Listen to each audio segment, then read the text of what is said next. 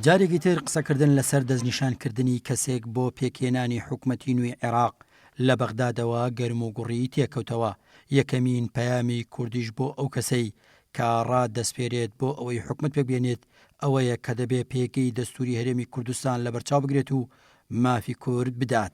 کورد ئەوێ لە چوارچێوەی دەستوری عێراقا مافەکانی هەرێمی کوردستان دەستە بەر بکە لە بەرنامەی حکوومەتی داهاتوودا. ئەگە هەر کەسێک کاندید بکرێت بۆ پێکەنانی ئەم حکوومەتە ڕاستە داوای وەزارەتەکانیش دەکەین، بەڵام تەنها مەرامی کورد بوونی وەزیر نییە لە ناو کابینەکەیدا، بەڵکو چارەسەرکردنی کێشە هەڵباسراوەکانی نێوان حکوومەتی ئیتیحادی و هەرێمی کوردستانە.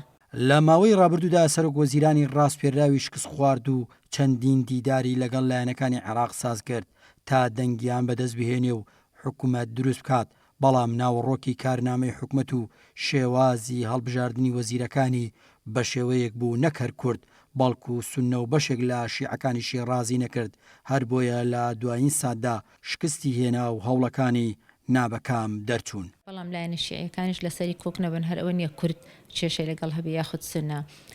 کێشەی کوردیش و تێبینەکانی لەسەر ئەم کابینێ و لەسەر بەرنامەی بەڕێز عەلاوی ئەمە بوو کە یەکەم شت لە بەرنامە حکوومیەکەی هیچ ئاماژەیەکی بە هەرێمی کوردستان نەکردبوو، چکە هەرێمی کوردستان ئەوە نییە پارتێکی سیاسی بێ. ئێمە بەرنامەکەیمان خوێندەوە، بەرنامەکەی هیچی تیانە بۆ کورد، یعنی بەرنامەکەی واش نەنووسراوە بۆ حکوومەتێک بێ 5-6 مایەک و تا ئەو هەڵبژاردن ڕێگە خرێوی تر بڕوا وای دانا بوو یەک بۆ دوو دەورە بمێنێتەوە. دوو لە عێراق نیزامی هین هەیە، نیزامی تەمسیلی سیاسی هەیە، نیزامی تەمسیلی سیاسی بریتە لە ئەحزابی سیاسی تا ئەو دقەی کە عێراق وڵاتێکە بڕۆی بە تعددیەتی حزبی هەیە، بڕای بۆ هەیە کە لەوەش گەورەتر بڕۆی بە تەمسیلی پێکاتەکان هەیە، ناتوانانی تۆ ئەم پێکاتەن و نوێنەرانی ئەم پێکاتەن بخیتن دەرەوەی معادلەکەوە.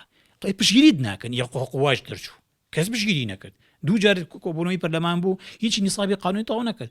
کەواتە لە بنەمڕەتە ئەم کاراکتەرە نەواقعی بووە، نەبابەتی بووە لە مامەڵەکردن لەگەڵ پێکهێنانی کابینەکەی بوو. سەرۆک کۆماری عێراق بەپێی بنەمای دەستور 15 ڕۆژی لەبەردەمدایە بۆ ئەوەی کەسێکی تێر ڕاستپێرێ بۆ پێکهێنانی حکوومەت تا قەیرانی حکوومەتی کاربڕێکار کۆتایی پێبهێنێ.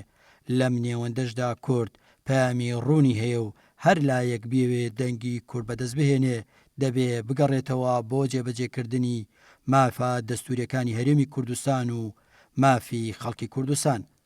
عومەر کەریم، گەلی کوردستان، سلێمانی.